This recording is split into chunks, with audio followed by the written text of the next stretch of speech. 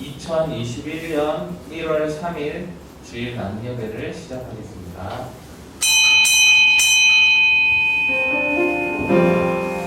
너희는 이전 일을 기억하지 말며 옛날 일을 생각하지 말라. 보라, 내가 새 일을 행하리니 이제 나타낼 것이라. 너희가 그것을 알지 못하겠느냐? 반드시 내가 광야의 길을 사막의 강을 내리니 이 백성은 내가 나를 위하여 지었나니 나를 찬송하게 하려 함이니라. 아멘.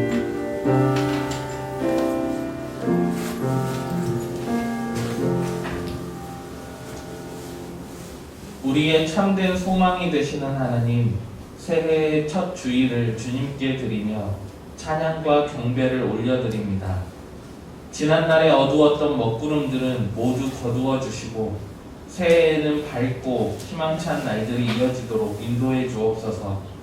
새해 첫 주일에 예배하는 이 감격과 다짐과 기쁨이 올해가 다 가도록 변하지 않게 하여 주옵소서.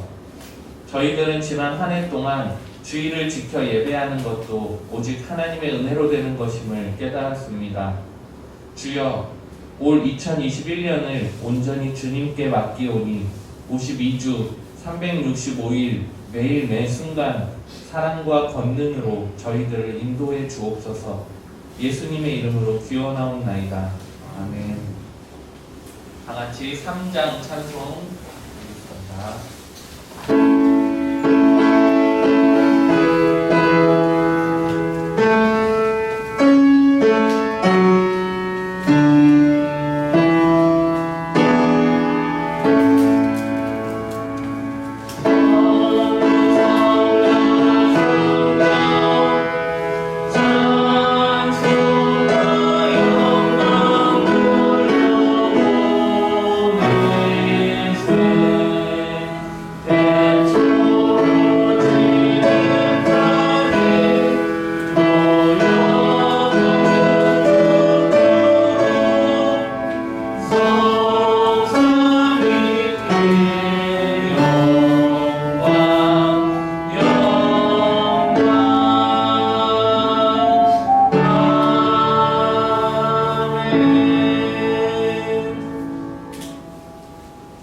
성시교독 93번 새해 1번입니다.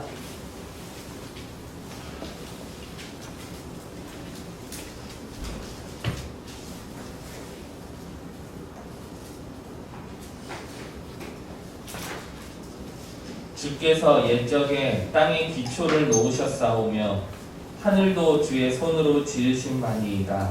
천지는 없어지려니와 주는 영존하시겠고 그것들은 다 옷같이 날들이니 의복같이 바꾸시면 바뀌려니와 주는 거치시고 주의 현대는 무궁하리라. 너희는 이전 일을 기억하지 말며 옛날 일을 생각하지 말라. 내가 새 일을 하리니 이제 나타날 것이다. 너희는 유혹의 욕심을 따라 썩어져가는 구습을 따르는 옛사람을 벗어버리고 오직 너희의 심령이 새롭게 되어 하나님을 따라 의와 진리의 거룩함으로 지으심을 받은 새 사람이니라. 그런즉 누구든지 그리스도 안에 있으면 새로운 피조물이라. 이전 것은 지나갔으니 보라 새 것이 되었다. 새 계명을 너희에게 주노니 서로 사랑하라. 내가 너희를 사랑한 것 같이 너희도 서로 사랑하라. 아멘. 주보에 있는 고백의 기도 함께 하겠습니다.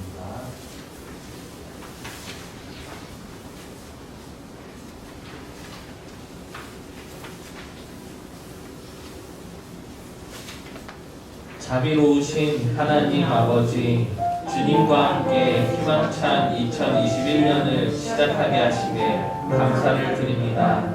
한 해의 출발점에 서 있는 저희들 마음에는 희망이 넘쳐나지만 한편으로는 두려운 마음도 함께 자리를 잡고 있습니다. 내 백성이 악한 길에서 떠나 스스로 낮추고 기도하여 내 얼굴을 찾으면 내가 하늘에서 듣고 그들의 죄를 사하고 그들의 땅을 고칠지라 하신 말씀을 기억합니다. 올 한 해에는 하나님의 말씀대로 순종하며 살아서 죄악 중에 머무르는 어리석은 일들을 반복하지 않게 하여 주옵소서. 올해는 원망과 우상 숭배와 불신의 마음을 모두 내어버리고 온전하게 하나님의 뜻을 따라 살게 하옵소서. 부족한 저희들을 천국 백성 삼으시며 회개할 때마다 모든 죄를 용서해 주시는 하나님께 감사드리며 우리 구주 예수님의 이름으로 이 고백의 기도를 드립니다. 아멘.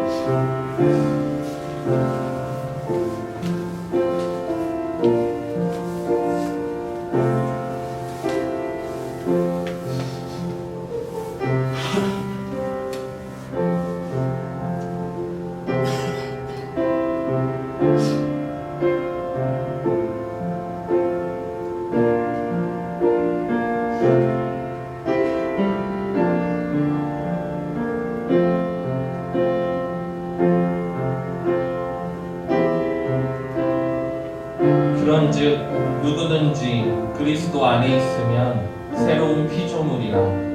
이전 것은 지나갔으니 보라 새 것이 되었도다. 아멘. 나는 전능하신 아버지 하나님 천지의 창조주를 믿습니다. 나는 그의 유일하신 아들 우리 주 예수 그리스도를 믿습니다. 그는 성령으로 잉태되어 동정녀 마리아에게서 나시고 본디오 빌라도에게 고난을 받아 십자가에 못 박혀 죽으시고 장사된 지 사흘 만에 죽은 자 가운데서 다시 살아나셨으며 하늘에 오르시어 전능하신 아버지 하나님 우편에 앉아 계시다가 거기로부터 살아있는 자와 죽은 자를 심판하러 오십니다. 나는 성령을 믿으며 거룩한 공교회와 성도의 교제와 죄를 용서받는 것과 몸의 부활과 영생을 믿습니다. 아멘. 찬송 620장입니다.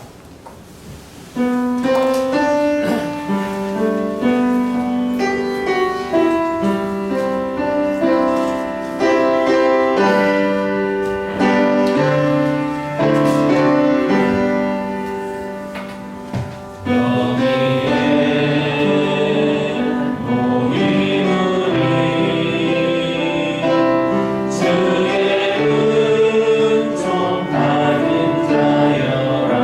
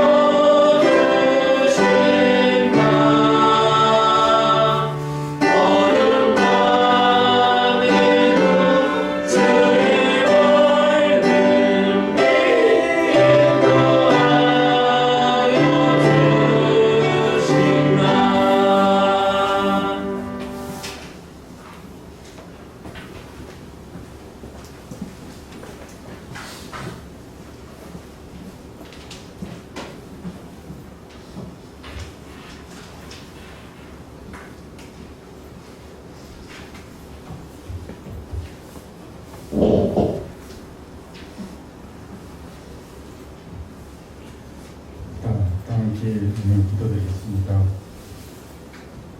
어제나 오늘이나 내일이나 변함없이 놀라운 섭리 가운데 다스려가신 하나님 아버지, 새로운 한 해를 맞아 우리 시작과 끝이 하나님께 있음을 인해 먼저 감사를 드립니다. 2021년 신축년대 신년주의를 맞이하여 안타깝지만 비대면 영상 예배로 하나님께 새로운 마음으로 첫 예배를 드리오니 성령님께서 주관해 주시어서 성령 충만한 거룩한 예배가 되어 인도해 주시고 우리의 첫 예배를 기쁘게 받아주시옵소서. 지난 한 해를 돌이켜보면 지금까지 경험하지 못한 초유의 코로나19 상황 가운데서 어렵고 힘든 일들이 많았지만 지난 것들은 풀풀 털어버리고 이 고난의 때가 속히 지나가게 하시고 모든 것이 빠르게 정상화되어 모든 면에서 새로워지는 한 해가 되게 해 주시옵소서. 바라옵기는 코로나 기간 동안 행여 우리의 나태한 믿음 생활로 인하여 신앙적으로 잃어버린 시간이 아니라 도리어 나 자신을 돌아보고 하나님 앞에 영과 믿음이 굳건히 서서는 시간 되게 해 주시고 이로 인하여 성도의 신앙생활이 위축되지 않게 하시고 주어진 상황 속에서 최선을 다하여 하나님께 영광을 올려드릴 수 있는 담대한 믿음을 허락하여 주시옵소서. 이 시간 특별히 한국교회와 목회자님을 위해 기도드립니다. 이 땅의 모든 교회가 코로나로 인한 어려운 환경과 여건 가운데 처해 있지만 하나님께서 주신 영혼군의 사역을 잘 감당하게 해주시고 날마다 십자가를 지고 피를 흘리신 목회자의 수고와 헌신을 기억하시고 세상에 불쌍한 한 영혼이라도 섬기고 구할 수 있도록 도와주시옵소서. 또한 동영교회 공동체에서 올 한 해 세운 여러 가지 교회 사역과 행사들을 주고 주님께서 뜻하신 반대로 인도해 주시고 말씀이 순종의 편지에서는 공공한 영혼 공동체가 되도록 역사해 주시옵소서. 무엇보다 먼저 우리들이 하나님과의 관계가 올바르게 회복되고 소통이 되어서 그릇된 우리의 행동과 생각이 변화될 수 있도록 이끌어 주시고 우리의 모난 것을 다듬어 주시길 소원합니다. 올 한 해도 새로운 마음으로 동행교회를 걸어가실 이용재 목사님께 날마다 새로운 기름으로 풍성히 부어주시고 목양과 가르침에 조금도 부족함이 없도록 사역과 가정과 건강을 지켜주시고 특별히 성도님을 위한 매주 비대면 영상예배를 준비하고 수고하시는 두 분 조사님의 섬김과 수고의 모습을 기억하여 주시옵소서. 올 한 해도 성도님의 건강을 지켜주시고 가정과 직장과 경영하는 사업체에 축복 주시어서 모든 일이 번창할 수 있도록 또한 은혜를 또 주시옵소서. 오늘 저희들이 드린 새해 첫 예배가 영과 진리로 드리는 온전한 예배가 되도록 하나님께서 친히 인도하실 줄 믿사오며 처음과 나중에 되시는 거룩하신 예수 그리스도의 이름으로 기도드립니다. 아멘.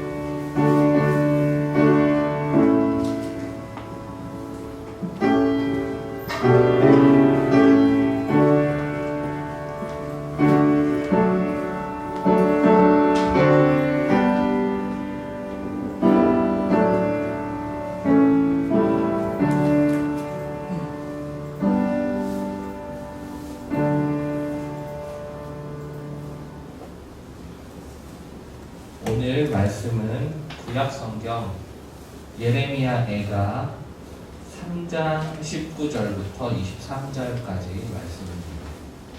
구약성경 예레미야 애가 3장 19절부터 23절까지 말씀입니다. 구약성경 1146페이지에 있습니다.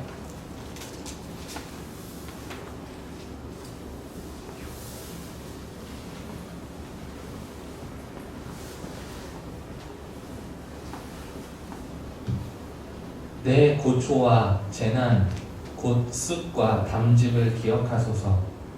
내 마음이 그것을 기억하고 내가 낙심이 되오나 이것을 내가 내 마음에 담아두었더니 그것이 오히려 나의 소망이 되었사오니 여호와의 인자와 긍휼이 무궁하심으로 우리가 진멸되지 아니함이니이다. 이것들이 아침마다 새로우니 주의 성실하심이 크시도소이다. 아멘. 목사님 나오셔서 말씀 전해주시겠습니다.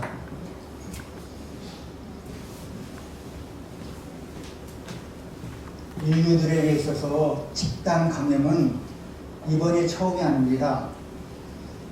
인구가 급격하게 증가할수록 인류 사이에 퍼지는 집단 감염도 늘어갔습니다. 대표적인 사건은 여러분들이 잘 아시는 것처럼 1348년부터 1353년까지 5년 사이에 퍼졌던 흑사병 페스트 사태입니다. 유럽과 중앙아시아와 북아프리카를 휩쓴 거민쥐해 등에 붙어있는 벼룩이 사람에게 옮겼던 이 흑사병으로 인해서 약 2억여 명의 사람이 죽었고 유럽 인구가 반 이상으로 줄게 되는 엄청난 일이 벌어졌습니다. 문제는 이 흑사병이 5년 동안 창궐하고 말끔히 끝이 난 것이 아니라 그 이후에도 2차 대유행, 3차 대유행으로 이어지면서 19세기 후반까지 여전히 인류의 삶을 위협했다는 것입니다. 5년간이 결코 쉽고 간단하게 이겨낼 수 있는 사건이 아니고 그래서 작년 코로나19의 위력도 언제까지 이어지지 않을 수 없다는 그런 불안과 두려움이 우리의 마음을 더 짓누르고 있습니다. 이 흑사병이 겨우 한풀 꺾일 때쯤인 1349년에서 51년 이탈리아 피렌체에서 조반니 보카치오라는 분이 쓴 한 권의 책이 있습니다. 그 책이 바로 데카메론이라고 하는 책입니다.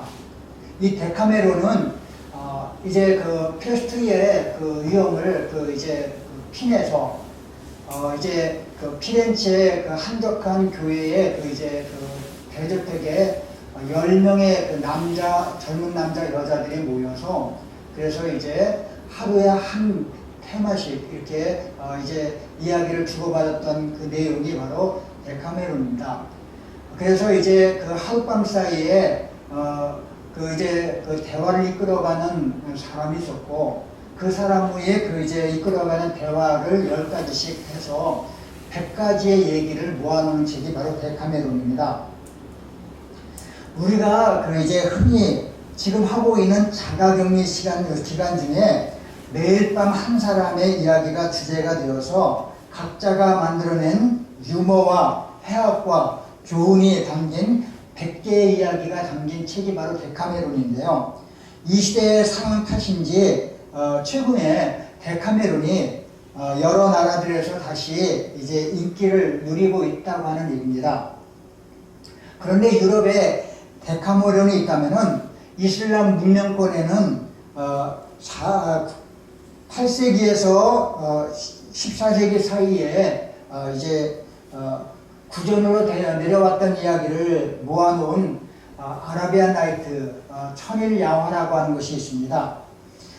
페르시아 왕 샤리아르는 새로운 왕비를 맞자마자 그 다음날 죽이는 만행을 저질렀고요. 재물처럼 바쳐진 샤라자레라고 하는 새로운 왕비가 살아남기 위해서 매일 밤 재미난 이야기로 왕을 달려서 죽음의 위기를 벗어났다고 하는 것이 바로 아라비안 나이트입니다. 그 이상한 것은 이 두 책의 공통점은 언제 죽을지 모르는 두려움 속에서 하루하루의 삶을 이야기하기 위해서 재미난 이야기를 만들어냈다는 것입니다. 더불어서 이 이야기들은 그냥 재미만을 위한 것이 아니라 그 안에 어떻게 살아야 할 것인지에 대한 삶의 교훈이, 지혜가 그 안에 담겨있다는 것이죠. 생각해보면 무시무시한 전염병이 코앞에서 우리를 위협하는 상황이 아니어도 우리는 일상 속에서 한 치 앞도 내다볼 수 없는 불안 가운데 살아가고 있습니다. 어쩌면 우리의 삶 자체가 흑사병 속에서 하루하루 살아가던 자가격리자의 삶이라고 할 수도 있고요. 불시에 닥쳐올 처형을 늦춰야 했던 사라자대의 삶이기도 합니다. 이런 상황 속에서 우리에게 허락되는 시간을 어떻게 보내야 할지, 그 긴박한 삶 속에서도 유머와 해악과 즐거움, 그리고 무엇보다도 고마움을 잊지 말라고 하는 메시지가 이 책은, 두 책이 우리에게 안겨준 말씀입니다. 그래서 삶이 어렵더라도, 삶이 우리를 그 불안과 두려움 가운데 몰아넣더라도 인간은 거기에 굴하지 아니하는 그 교훈과 지혜를 데카메론과 아라비안 나이트는 우리에게 보여주고 있다, 이렇게 볼 수가 있어요. 아수르의 아수르바니팔이라고 하는 왕이 죽은 후에 이제 나라가 급격하게 무너져 내렸어요. 그러고 나서는 그 아수르의 뒤를 이어서 일어난 나라가 바로 바벨론입니다.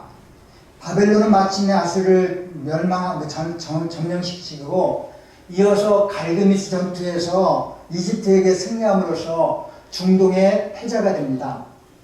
남유대의 왕들은 예레미야 선지자의 외침에도 불구하고 국제 정세를 제대로 살피지 못하고 계속해서 바벨론을 배척하고 애굽만을 의존을 했어요. 백성들은 하나님의 말씀에 불순종했고 그 결과 바벨론의 3차에 걸린 침공으로 말미암아 예루살렘 성은 함락되고 말았습니다. 예루살렘은 바벨론의 3차 침공이 있었던 주전 586년 4월 9일에 함락되었고 5월 7일에 성전이 불타서 초토화가 되었어요. 예레미야는 폐허가 된 조국과 수도 예루살렘을 보면서 흐르는 눈물을 주체할 수가 없었어요. 아름다웠던 시가지가 망가지고 그리고 화려했던 성전이 잿더미가 되어버리고 백성들이 자기 눈앞에서 죽임을 당하고 많은 사람들이 포로로 끌려갔습니다. 한마디로 말해서 예루살렘은 아비규환의 현장이 되었던 것이죠. 이 같은 혼란의 와중에서 눈앞에 벌어진 참상을 예레미야 선지자는 본서에 그대로 담아냈어요. 아마 예레미야는 예루살렘 성전의 파괴를 보면서 이 애가를 부른 것 같습니다. 애가서 1장 2절에 보면은 밤에는 슬픔이 눈물이 내 뺨에 흐름이요. 1장 16절 말씀을 보면은 이로 말미암아 내가 우니 내 눈에 눈물이 물같이 흐름이요. 2장 11절 12절 말씀을 보면은 내 눈에 눈물이 상하여 내 창자가 끊어지며 내 간이 땅에 쏟아졌으니 하는 그런 말씀이 나옵니다. 이 말씀을 보면은 예레미야는 눈물이 강같이 흘렀다고, 내 눈물이 뺨에 흘러서 눈이 상할 정도가 되었다고, 간이 녹을 정도가 되었다고 하면서 눈물에 범벅이 되었던 자신의 모습을 그리고 있어요. 그래서 예레미야 예가에서 나타난 예레미야는 정말 눈물의 선지자가 이렇게 볼 수 있습니다. 예수님께서도 훗날에 예루살렘 성을 바라보시면서 통곡하셨던 것처럼 예레미야 역시 폐허가 된 예루살렘 성을 바라보면서 비탄과 눈물의 애가를 기록했던 것이 바로 예레미야 애가입니다. 이 예레미야 애가의 명칭이 무엇인가 하면은 에카입니다. 에카, 애가 비슷하죠. 에카, 이건 히브리어로 슬프다, 어찌하여 라고 울부짖는 것입니다. 그 예레미야 애가의 그 히브리어 본래 명칭은 에카입니다. 이 단어는 1장 1절 초두에 나오는 단어일 뿐만 아니라 2장 1절과 4장 1절에 처음에도 나오는 단어가 에카입니다. 지금도 정통파 유대인들은 예루살렘 통곡의 벽에서 이 예레미야 애가를 암송한다고 합니다. 본문은 예레미야 3장 19절부터 23절 말씀입니다. 이 말씀은 예레미야 애가의 전환점을 이루는 반환점이라고 볼 수가 있어요. 오늘 이 말씀에서 저는 세 가지 단계를 여러분들과 함께 말씀을 나누고자 합니다. 첫 번째 단계는 바로 고초와 재난, 숙과 담즙을 기억하고 낙심하는 단계입니다. 첫 번째 단계는 낙심의 단계예요. 19절과 20절 말씀을 같이 읽겠습니다. 시작. 내 고초와 재난, 곧 숙과 담즙을 기억하소서. 내 마음이 그것을 기억하고 내가 낙심이 되리라. 예레미야가 여호와께 먼저 간구했던 것은 자기와 그 민족이 당한 고초와 재난, 쑥과 담즙을 기억해달라는 것입니다. 하나님이요, 내 민족과 내가 당한 고초와 재난, 쑥과 담즙을 기억하소서. 이렇게 하나님께 기도합니다. 그러면서 20절 말씀을 보면은 예레미야 자신도 겪었던 쓰라린 과거의 참상을 기억하겠다라고 결심합니다. 내가 그것을 기억하고 낙심이 된다 라고 말했어요. 그 순간에 예레미야에게 찾아왔던 것은 낙심입니다. 과거에 대한 그 고초와 재난, 습과 담즙에 매몰되어서 그것을 계속 기억하다 보니까 그에게 찾아온, 그 심령에 찾아온 것은 낙심이었어요. 그런데 낙심으로 끝난 것이 아니에요. 사람이 낙심으로 끝나게 되면은 거기에서 트라우마로 인해서 그 상태에서 벗어나지 못하는 사람들이 참 많습니다. 그런데 예레미야는 내가 그것을 기억하고 낙심이 되지만은 그 다음에 말씀하는 것이 있죠. 소망에 대해서 얘기해요. 사랑하는 성도 여러분, 사람이 낙심에 머물다 보면은 현실에 직면하기를 두려워해서 의도적으로 그것을 회피할 때가 많아요. 하지만 회복의 시작은 현실을 솔직하게 인정하는 것입니다. 할 수 없다고 말해야 누군가가 도와줄 수 있어요. 하나님이 원하시는 것은 완전함이 아니라 진실함입니다. 위장된 헌신보다 상하고 참여하는 심령을 하나님은 기뻐하신다고 했어요. 낙심했습니까? 비참합니까? 그렇다고 말해야 돼요. 버틸 힘이 없다고 솔직하게 말해야 돼요. 긍휼히 여기신 하나님의 은혜가 그 순간 우리에게 임할 줄 믿습니까? 예레미야가 고난과 고초와 재난, 습과 담즙을 기억하면서 낙심이 되지만 그 결과로 소망을 가지게 되었다는 것이 얼마나 놀라운 반전인지 몰라요. 그래서 낙심의 단계를 반드시 통과해야 됩니다. 예레미야는 이 19절 20절에서 하나님께 자기가 민족이 당한 고초와 재난을 기억해달라고, 그러면서 나도 그것으로 인해서 속에서 낙심이 됩니다 라고 얘기를 하죠. 예루살렘에 가면은 야드 바셈이라고 하는 홀로코스트 박물관이 있답니다. 야드라고 하는 것은 손, 기념물이라는 뜻이고요. 바셈이라고 하는 것은 이름입니다. 이 야드 바셈은 이사야서 56장 5절 말씀에서 나온 단어입니다. 내가 내 집에서 내 성 안에서 아들이나 딸보다 낳은 기념물과 이름을 그들에게 주어 영원한 이름을 주어 끊어지지 아니하게 할 것이며 하는 말씀이 있어요. 여기서 기념물과 이름이라고 하는 단어가 나오는데 그 기념물과 이름이 바로 야드 바셈입니다. 이스라엘 사람들은 성경을 보존했듯이 자신들이 고대로부터 지금까지의 모든 역사를 잘 기억하고 보존하는 민족입니다. 그 기억이 수치스럽고 정말 낙심될 수밖에 없는 기억이라 할지라도 그들은 그 기념물을 잘 기억하고 그리고 그 이름을 보존하는 민족이 바로 이스라엘 민족입니다. 그래서 그들은 이제 항상 되뇌이는 것이 무엇인가 하면은 용서하지만 기억한다고 하는 말을 합니다. 역사를 잃어버리고 수치스러운 역사를 잃어버린 민족은 그 역사를 다시 반복한다고 얘기해요. 그러면서 잊지 말라고. 잊으면 그 수치스러운 역사를 다시 반복한다고.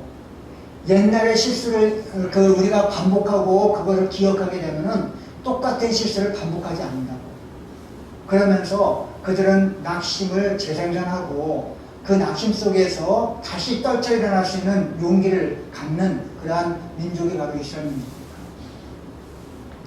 우리들도 그렇죠.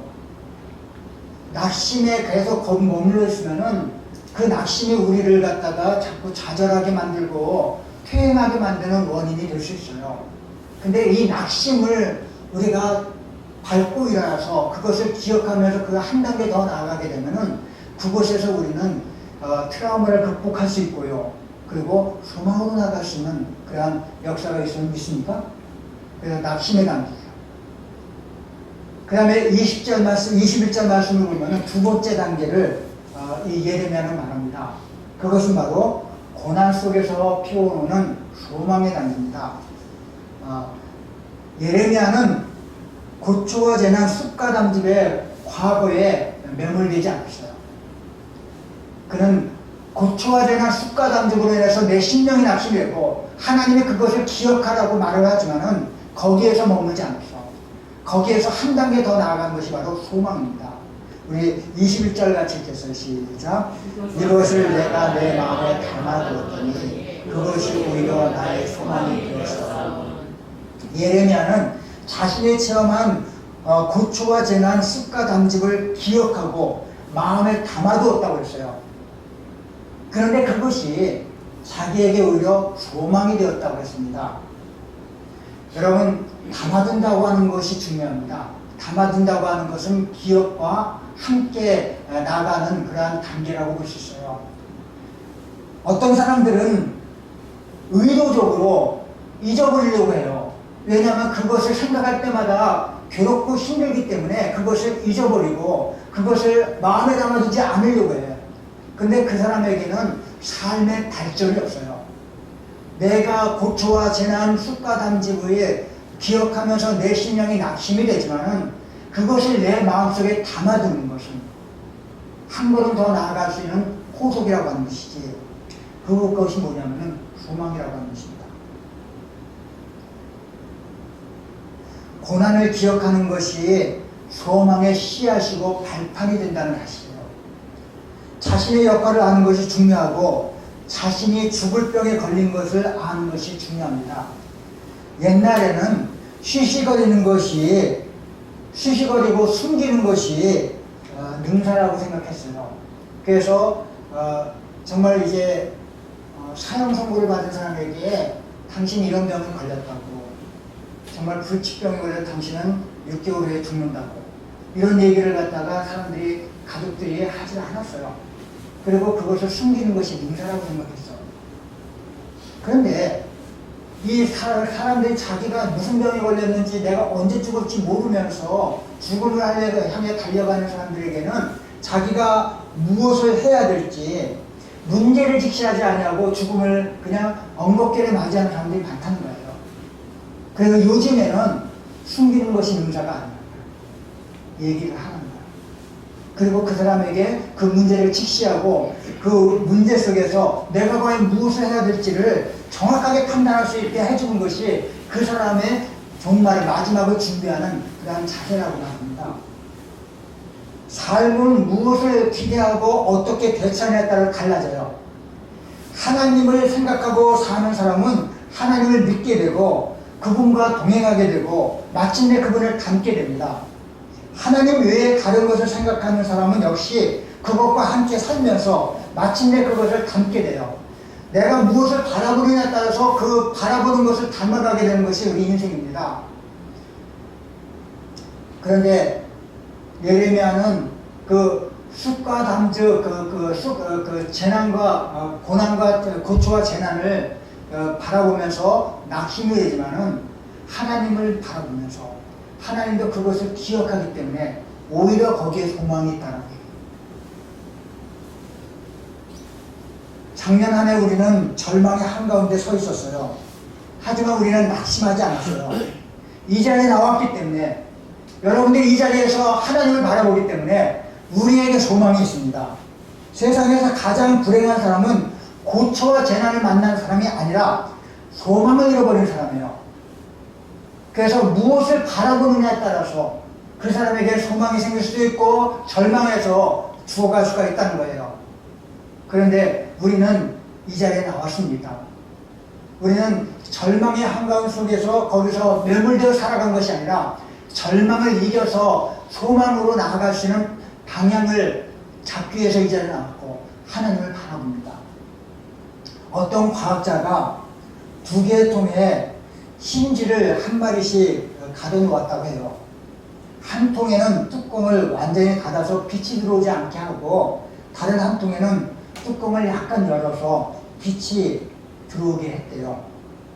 그 결과 빛이 전혀 들어오지 않은 통에 쥐는 금세 죽게 되었고 빛이 들어오는 통의 쥐는 살아날 수가 있다고 합니다. 하나님을 경외하는 우리들에게는 소망이 있어요. 왜? 우리는 절망을 바라보는 것이 아니라 우리에게 희망이 되신 하나님을 바라보기 때문이에요. 하나님은 어떤 상황 속에서 우리의 절대 희망입니다. 인간적으로 보면 당연히 예레미야는 절망에 마땅하죠. 하지만 극한 고통 가운데서도 그는 눈물을 흘리면서 몸부림치는 그에게 절망에서 일어나는 희망으로 대전환이 나타납니다. 그는 하나님을 바라봅니다. 절망의 어둠을 뚫고 비추어오는 한 줄기 빛을 바라보게 돼요. 그리고 비탄과 절망 속에 빠져있는 사람들 향해서 희망을 노래합니다. 그는 눈물의 선지자인데 눈물만 흘려서 거기에서 그냥 나락 속에 빠져 있었던 절망의 선지자가 아니야. 그는 눈물을 흘리면서도 희망을 얘기하는 희망의 선지자가 됐어요. 그것은 바로 낙심을 뛰어넘는 소망이 그에게 있었기 때문이에요. 두 번째는 소망의 단계입니다. 세 번째 단계는 바로 하나님을 노래하는 단계입니다. 소망의 근거인 하나님의 세 가지 성품을 묵상하는 단계. 이것이 바로 22절, 23절에 나옵니다. 예레미야가 얻게 된 소망은 아무런 근거도 없는 낙관주의가 아니에요. 예레미야는 비탄 속에서도 하나님을 막연히 바라보며 한 것이 아니라 하나님이 어떤 분이신지 깊이 묵상하고 그 사실을 꼭 붙잡았어요. 그가 발견한 하나님의 세 가지 성품은 그의 소망의 원동력이 된 것입니다. 제가 2021년 우리 구역장과 인도자들 이제 단톡방을 만들었습니다. 그리고 이제 우리 교회에 20명의 성도들을 초청을 했어요.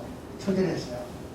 그리고 제가 그 20명의 구역장들과 인도자들과 함께 이제 새벽 기도에 전하는 말씀을 함께 나누려고 하고 또 오늘 주일날 낮예배 설교를 함께 나누려고 합니다. 그래서 이제 그 단톡방에 초대된 분들은 나눔을 함께 하면서 지금의 이 절망의 단계를 이겨나가려고 생각합니다. 근데 우리가 나눈 것은 그냥 인간의 어떤 일상적인 대화를 나누는 것이 아니에요. 우리는 말씀을 나눌 거예요. 말씀을 나누면서 하나님의 그 속성의 성품이 어떠한 분이신가를 우리가 함께 나누려고 합니다. 그렇기 때문에 저에게 초청을 받고 그 단톡방의 멤버가 된 분들은 반드시 이 나눔 속에 동참하기를 바랍니다. 내가 한마디 한마디 말을 하는 것이 다른 사람들에게 엄청난 위로와 힘이 될 수 있어요.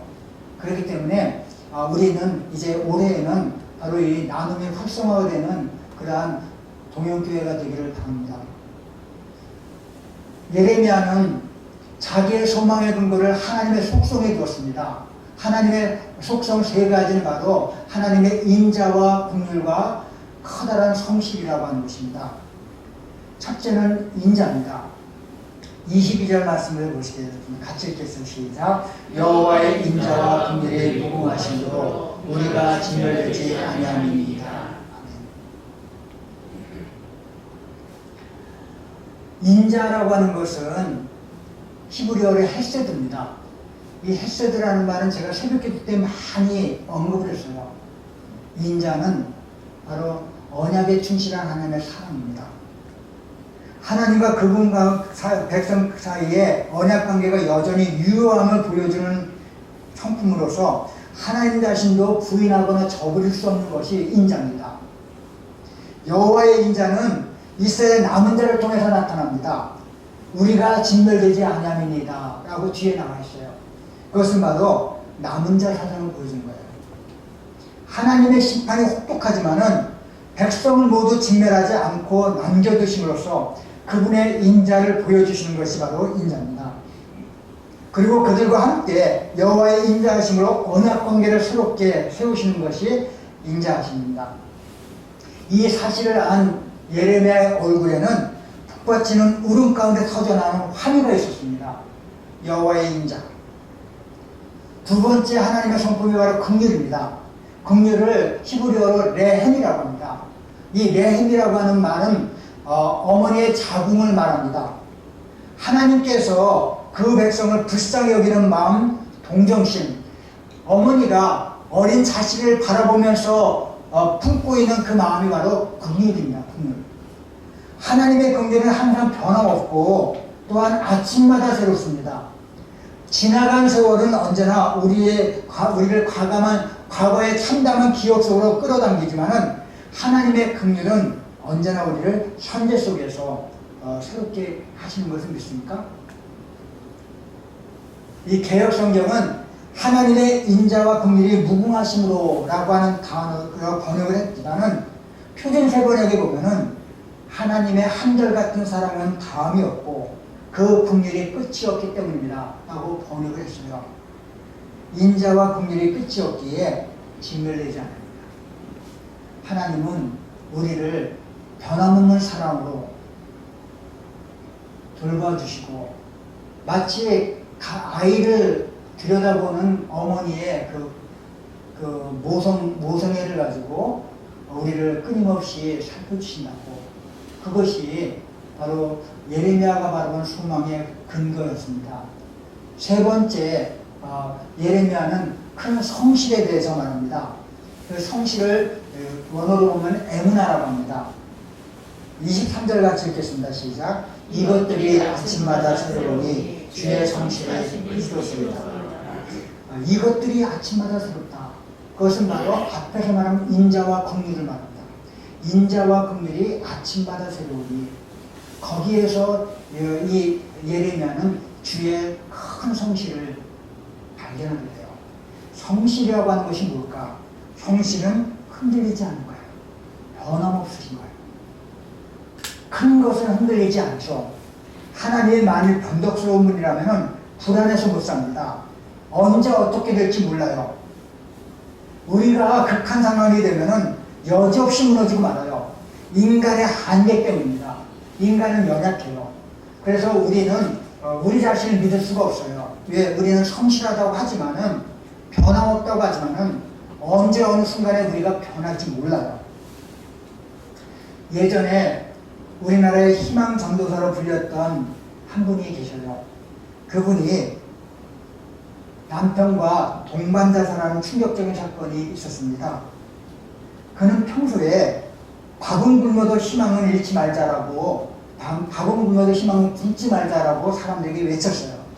하지만은 질병으로 끔찍한 고통이 찾아오고 죽음의 그림자가 엄습해오자 절망한 나머지 남편과 함께 극단적인 선택을 합니다. 이게 바로 인간적인 소망의 한계예요. 늘 소망전도사, 희망전도사라고 하고 밥은 굶지만은 희망은 굶지 말자고 얘기했던 이 사람이 결정되는 순간에 희망의 한계를 느낀다. 우리의 희망은 내게 있는 것이 아니다. 하나님의 성실하심이 있어. 하나님은 신실하십니다.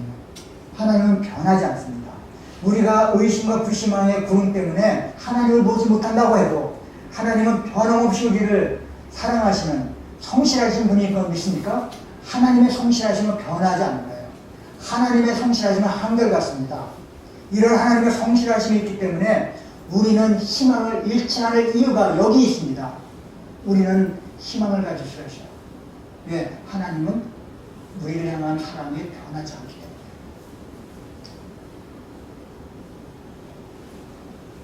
제가 이 시간 한 노래를 틀어드리려고 합니다. 잘 아시는 노래입니다.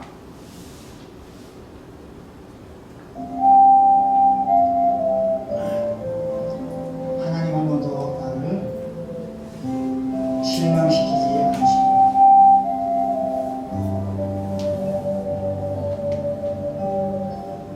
언제나 공평과 은혜로 나를 지키셨네.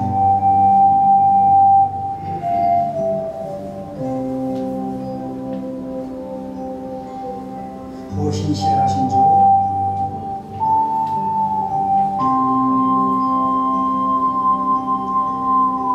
오 신실하신 주,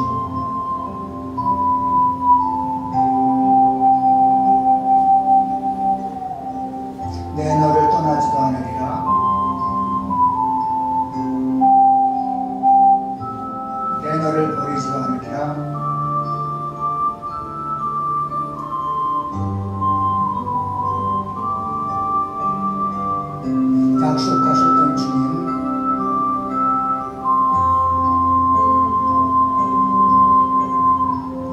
그 약속을 지키자.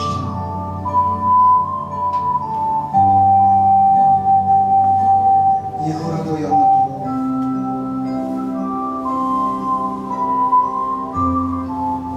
나를 지키시리라 확신하네.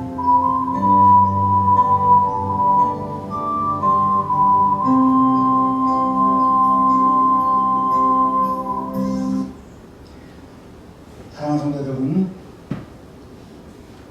우리는 수없이 지금까지 살아오면서 하나님을 배반했지만은 하나님은 나를 한 번도 실망시킨 적이 없으십니다. 결코 무너지지 않은 유일한 희망의 근거는 하나님 한 분밖에 없어요. 하나님은 신실하십니다. 하나님은 어제나 오늘나 영원토록 변함없으신 분이십니다. 우리는 조속변으로 변하고 우리의 희망의 근거는 수시로 그 토대가 무너질 수 있어요. 그러나 하나님은 우리를 향한 소망을 언제나 끊이지 않아요. 우리의 소망의 근거가 뭡니까? 우리가 낙심을 넘어서 소망을 향해서 나아갈 수 있는 근거 세 가지는 바로 하나님의 인자하심과 긍휼하심과 크신 성실하심입니다. 예레미야는 슬픔으로 마음이 타는 듯한 가운데에서도 변치 않은 성실하신 하나님께 찬양을 드렸어요. 이것은 오늘 우리에게도 마찬가지예요. 우리가 하나님의 도대체 어디에서 삶의 소망을 찾을 수 있겠습니까? 소망의 근거가 되는 여호와의 인자하심과 긍휼하심과 성실하심을 깊이 묵상함으로 흔들리지 않는 소망을 품게 되기를 주님의 이름으로 기원합니다. 사랑하는 성도 여러분, 코로나 사태로 얼룩진 작년 경자년이 지나갔습니다. 경자년 하면 언뜻 욕설 같죠? 제 동생 이름이 경자인데 경자년 하면 욕하는 거예요. 그런데 작년 코로나 사태로 인해서 작년은 경자년은 정말 실수도 없는 욕이 오는 것 같이 들렸어요. 그런데 올해는 신축년 초띠해입니다. 신축년을 통해서 모든 것을 새롭게 신축하는 한 해가 되길 바랍니다. 내가 무엇을 신축할 수 있을까? 어디에 신축할 수 있을까? 바로 우리의 소망을 어디에 둘까? 여호와의 인자하심과 긍휼하심과 그 크신 성실 위에 우리의 소망의 토대를 세워서 올해는 하나님을 우리가 보쌈아서 예레미야처럼 눈물을 넘어서 희망을 노래하는 그러한 한 해가 되기를 주님의 이름으로 기원합니다. 하나님 아버지 감사합니다. 오늘 하루를 주님께 맡깁니다. 주님께서 우리에게 말씀을 주심을 감사합니다. 하루하루의 삶이 복됩니다. 그리고 아버지 이제 과거에 우리가 고초와 재난 쑥과 담즙이 있지만은 거기에서 우리가 절망 속에 주저물러 앉지 않고 소망을 얘기하고 소망을 향해 나갈 수 있는 것은 그 소망의 토대가 우리에게 있는 것이 아니라 하나님께 있고 하나님의 인자하심과 긍휼하심과 성실하심이 우리의 소망의 토대가 될 때에 우리는 이 시대를 이겨나가고 희망을 노래하게 될 줄 믿습니다. 주님, 우리가 이 신축년에는 희망을 새롭게 신축할 수 있는 그러한 한 해가 되게 하여 주시고 하나님께 영광을 올려드리며 찬양 속에서 지금의 어려움을 극복해 나갈 수 있는 저희 모두가 되게 하여 주옵소서. 옛날 그 절망의 시기에 데카오메론을 쓰고 그 자가격리 속에서도 처형의 그 위기 속에서도 아라비안 나이트를 노래했던 우리 성도들이 있습니다. 그러한 성도들보다도 우리는 예레미야처럼 희망을 노래하길 원합니다. 우리에게 힘을 주시옵소서. 능력을 허락하여 주시니 싸웠고 예수님의 이름으로 기도하옵나이다. 아멘. 찬송 447장입니다. 내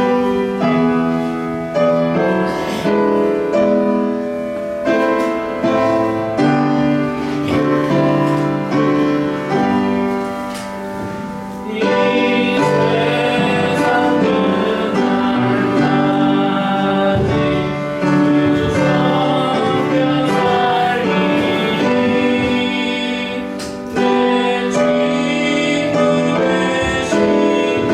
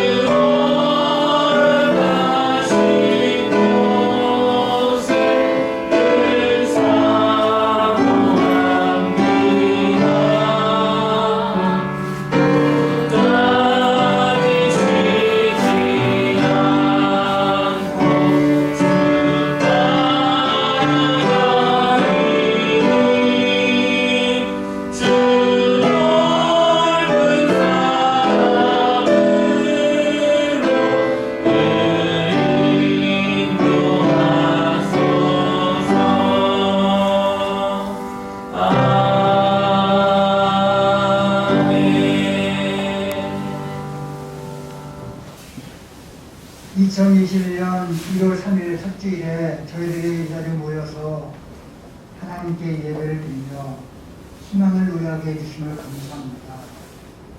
정말 우리가 이전의 눈물과 습과 담즙을 기억하고 거기에서 낙심 안에 주저물러 있는 것이 아니라 이 낙심을 뛰어넘어서 소망을 갖고 소망의 근거이신 하나님을 바라봄으로 지금의 어려움을 이겨나갈 수 있도록 힘을 주시길 원합니다. 우리의 눈을 하나님을 바라봄으로 하나님께 고정하면서 하나님과 동행하는 삶을 살아갈 수 있도록 축복 내려 주옵소서. 특별히 이 시간 주의 이름으로 귀한 예물을 드린 손길마다 복을 내려 주옵소서. 팬데믹 사태로 인해서 우리가 살아가기가 많이 힘들고 어렵지만은 그러나 하나님과 약속했던 그 언약을 기억하면서 이 시간 귀한 예물을 드린 손길마다 복을 내려 주시고 또 아버지 하나님께서 약속하신 큰 축복이 그 삶 속에 그 가정 속에 그 하시는 사업과 학업과 걸어가는 앞길과 자녀들 위해 풍성하게 임할 수 있도록 축복 내려 주시옵소서. 이 시간 이 자리에 일어서 모든 분들 축복합니다. 주여 실무자들로 또 이제 오랜만에 하나님의 교회에 나와서 예배드리길 원하는 마음으로 이 자리에 나온 모든 분들에게 하나님께서 큰 축복을 채워주시고 아버지 우리가 걸어가는 그 길에 만나는 사람들에게 희망을 전해주는 그러한 하나님의 사람들이 될 수 있도록 은혜 내려 주시옵소서. 우리의 예배를 받아주시고 이 자리에 동행하여 주시며 우리와 늘 함께 계시며 변함없이 떠나지 아니하도록 역사하여 주시는 주님을 찬양하며 예수님의 이름으로 기도합니다. 아멘. 이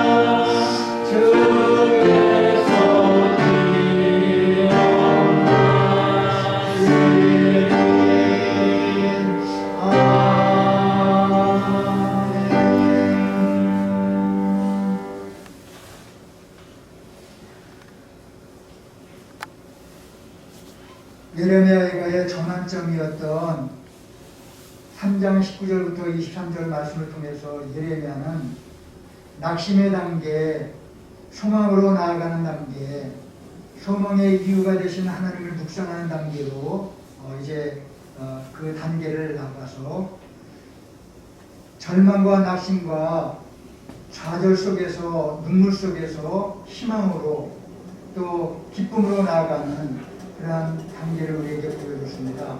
우리가 이 세상을 살아가면서 한없이 이 팬데믹의 상황 속에서 절망하고 낙심하는 것이 아니라 변함없이 우리와 함께 계시고 인자와 긍휼과 성실하시고 우리를 이끌어 가시는 하나님을 바라보면서 희망으로 나아가는 희망의 사람들이 되기를 주님의 이름으로 기원합니다. 이제는 우리 주 예수 그리스도의 은혜와 아버지 하나님의 크신 사랑하심과 성령님의 감화 감동 교통 인도 충만하시니 늘 어려운 가운데서도 희망을 잃지 아니하고 주님을 바라보며 주님께서 지금처럼 함께 계신 것을 확신하면서 2021년 한 해를 힘있게 살아가를 결단하는 사랑하는 성도를 머리머리 위해 우리를 걸어가는 앞길 위에 우리의 가정과 사업체와 학교와 걸어가는 앞길 위에 이제로부터 영원히 함께 하실 간절히 축원하옵나이다. 아멘.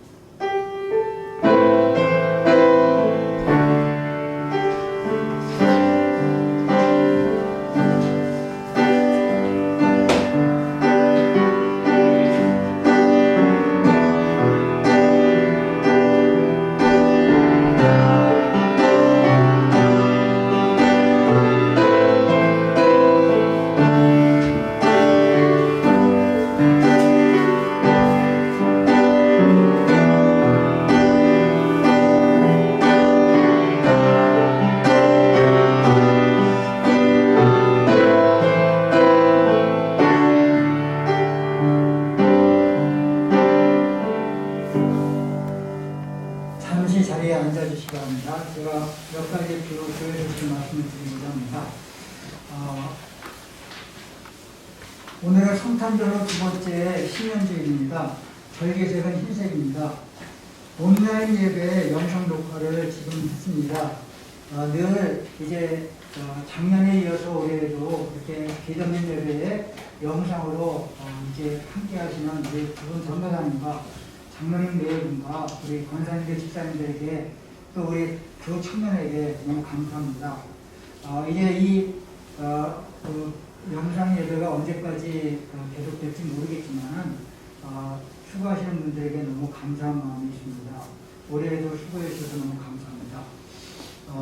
새벽 기도는 5일 정창호 장로님, 12일 박예찬 변호사님 하겠습니다.